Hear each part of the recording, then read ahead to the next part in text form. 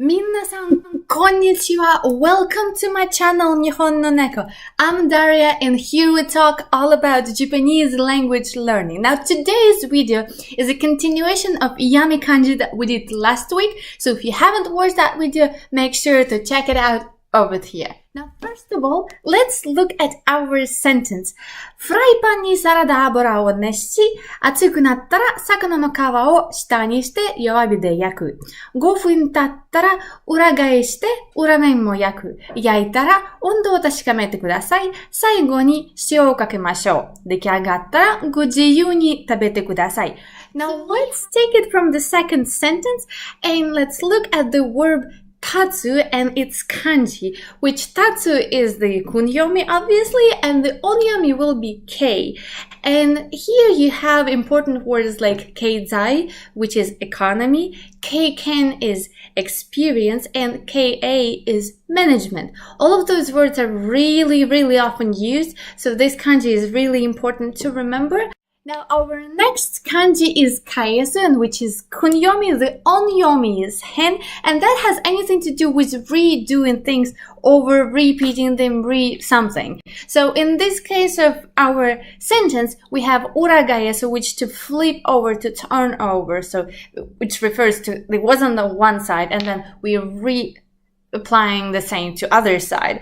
Then you can have any verb in mas form and then add to it kaesu, and that would be redoing that back. So for instance, I kaesu would be to talk back.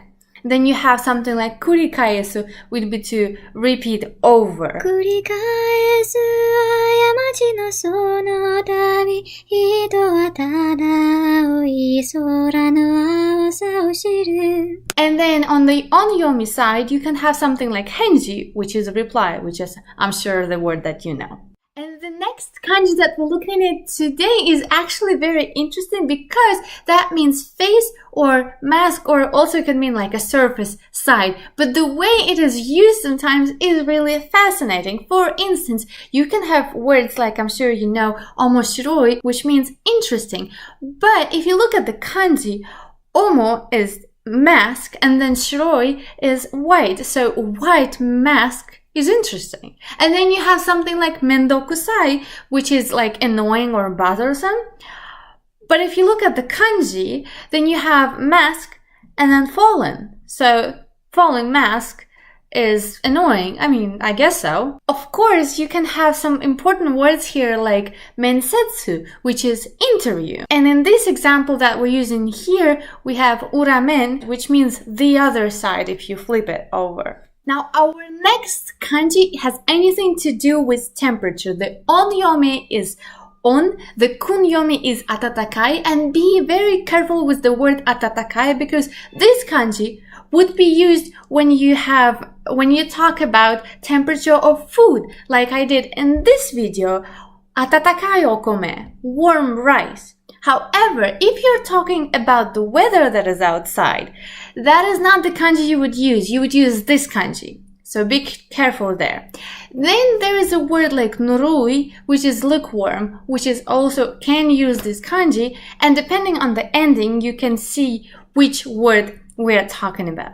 On the onyomi side, you can have things like ondo, which is temperature, and number of temperature-related words. Our last yummy kanji for today is shio, and that simply means salt. Something that we are using, well, more or less every day, right? So kunyomi is shio, the onyomi is en, and you can have words like shio, obviously salt. Shio karai would be salty, like a little bit too much salty.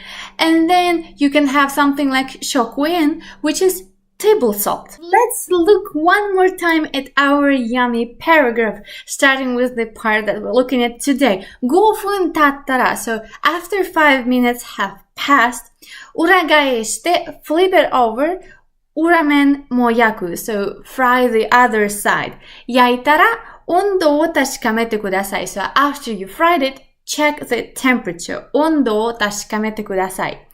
最後に塩をかけましょう. In the end, apply some salt. So I really want to point out here, remember this expression, 塩をかける.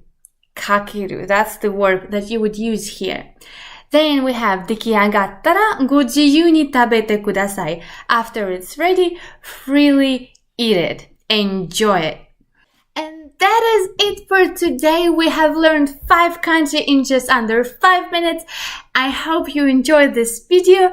Next time we're gonna have Ria back on our channel and have some cooking with her as well as enjoying Japanese language conversation. So stay tuned for that and I see you next Sunday. じゃあね